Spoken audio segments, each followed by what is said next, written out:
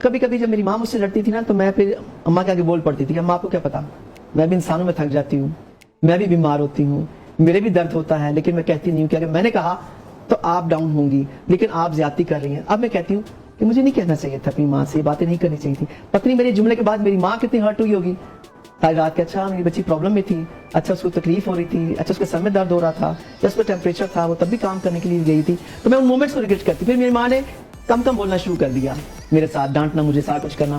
تو وہ ایک ہے نا کہ جب آپ کے والدین آپ کے ڈر سے بات کرنا چھوڑ دیں تو یہ اولاد کے لیے بہت بڑا جو ہے وہ ہے۔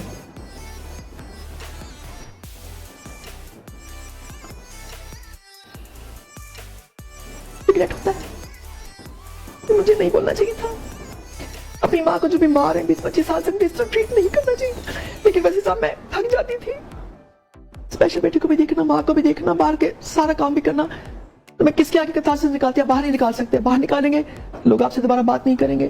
تو لے دے کے میرا غصہ اپنی ماں پہ ہی نکلتا تھا۔ میں کہتی تھی امی آپ کو نہیں پتا نا، آپ کیوں ضد کریں، آپ کھانا کیوں نہیں کھاتی ہیں، آپ یہ بھی برڈن ڈالتے ہیں، آپ کھانا نہیں کھا رہے ہیں، آپ کا دل نہیں کر رہا، کھائیں، نہیں کھائیں گے تو آپ بیمار ہو جائیں گے۔ اسے میری ماں کہتی تھی کون تو مجھے ڈانٹتی رہتی ہے۔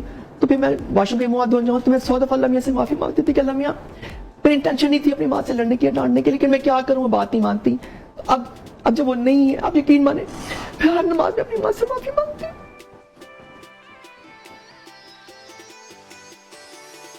کہ میں نے کیوں مس بہیو کیا آپ کے ساتھ، مجھے نہیں کرنا چاہیے تھا، مجھ میں اسٹرگل تھا، مجھ میں ہونا چاہیے تھا اسٹرگل، میں اپنی ماں کے ساتھ کیوں اس طرح کیا، ان کے ساتھ تلافی کیوں کی، ناراض کیوں کیا، کیونکہ ان کی زندگی کا محور میں ہی تھی۔ اپنی ماں کہتی تھی کمل اتنی لیٹ ہو گئی تم نہیں، میں پریشان ہو رہی ہوں، تم کیوں نہیں آئی؟ میں کہا کام کے لیے گئی تھی نا، اب کوئی نہیں کہتا کمل تم کہاں پہ ہو، تم گھر نہیں پہنچی ابھی تک، اب کوئی نہیں پوچھتا۔